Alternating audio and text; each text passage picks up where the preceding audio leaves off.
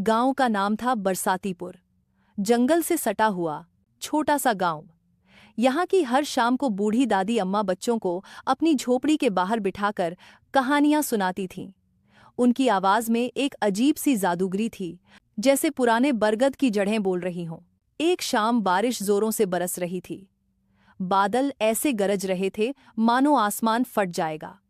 दादी अम्मा ने बच्चों को अंदर बुलाया और चूल्हे के पास बिठाया। आग की लपटें चेहरे पर नाच रही थीं। दादी ने धीरे से कहा, आज तुम्हें टपका का डर सुनाती हूं। ये कहानी मेरी दादी ने सुनाई थी। उन्होंने अपनी दादी से सुनी थी। बच्चे सांस रोके बैठ गए। बहुत साल पहले इसी गांव में एक औरत रहती थी। नाम था गुलाबो। उम्र 60 के ऊपर, विधवा, अकेली। उसका बेटा शहर चला गया था, कभी लौटा नहीं। गुलाबो का घर गांव के सबसे आखिरी छोर पर था, ठीक जंगल के मुहाने पर। उसकी झोपड़ी पुरानी थी, छप्पर में छेद, दरवाजा टेढ़ा। लेकिन गुलाबो डरती नहीं थी। कहती थी, जंगल मेरा भाई है, मुझे कुछ नहीं करेगा। दादी ने आग में एक सूखी लकड़ी और डाली। चटक की आवाज हुई। हर रात गुलाबो दिया जलाकर सो जाती। एक रात आधी रात को उसकी नींद खुली। बाहर बारिश थी, तेज हवा। उसने देखा, उसका दरवाजा धीरे धीरे खुल रहा है। हवा से नहीं, कोई धक्का दे रहा था।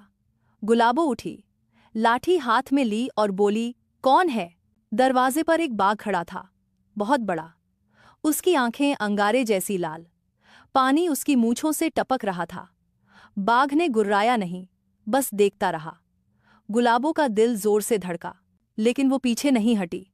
उसने लाठी आगे की ओर चिल्लाई, भाग यहां से, ये मेरा घर है। बाघ एक कदम आगे बढ़ा। गुलाबो ने लाठी से जोर से मारा। बाघ के नाक पर लगी। बाघ ने सिर झटका और पीछे हटा। फिर अचानक उसने मुंह खोला और जो आवाज निकली वो बाघ की नहीं थी। वो थी एक बच्चे की रोने की आवाज। माँ, पानी, भूख। बच्चों की सांसें रुक गईं, कोई हिला तक नहीं। दादी ने धीमी आवाज में कहा। गुलाबो के पैर कांपने लगे। उसने देखा, बाघ के मुंह से इंसानी आवाज आ रही है। बाघ फिर बोला, माँ, मुझे अंदर आने दे, ठंड लग रही है। गुलाबो समझ गई, ये कोई साधारण बाघ नहीं था, ये टपका था। जंगल का वो प्रेत बाघ जो सालों साल पहले मारा गया था।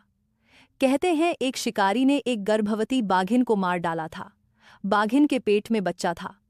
उसकी आत्मा भटकती फिरती है, अपने बच्चे को गोद में लेने। जब भी भयंकर बारिश होती है, टपका इंसानी बस्ती में आता है। वो बाघ का रूप धारण करता है, लेकिन उसकी आवाज बच्चे की होती है। जो माँ उसकी आवाज सुनकर दरवाजा खोल देती है, टपका उसे खींचकर जंगल ले जाता है और फिर कभी कोई नहीं लौटता।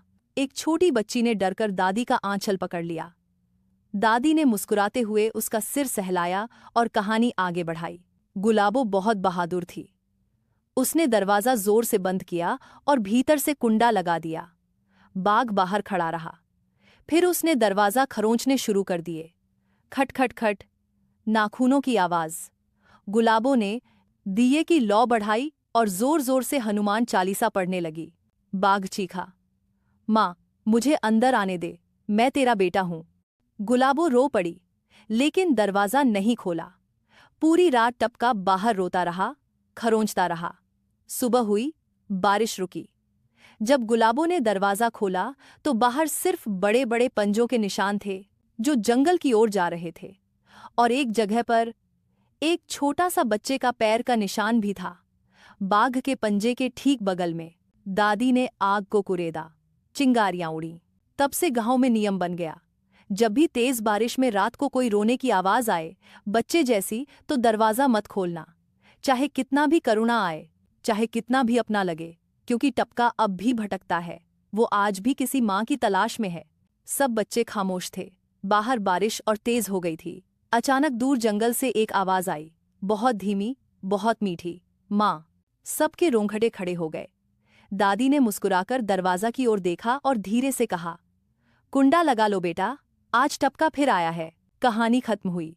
दिया अब भी जल रहा था, लेकिन हर बच्चे को लग रहा था कि बाहर जो छाया दीवार पर दिख रही है वो बाघ की है, और उसके पास एक छोटा सा बच्चा भी खड़ा है जो बार बार दरवाजे की ओर देख रहा है।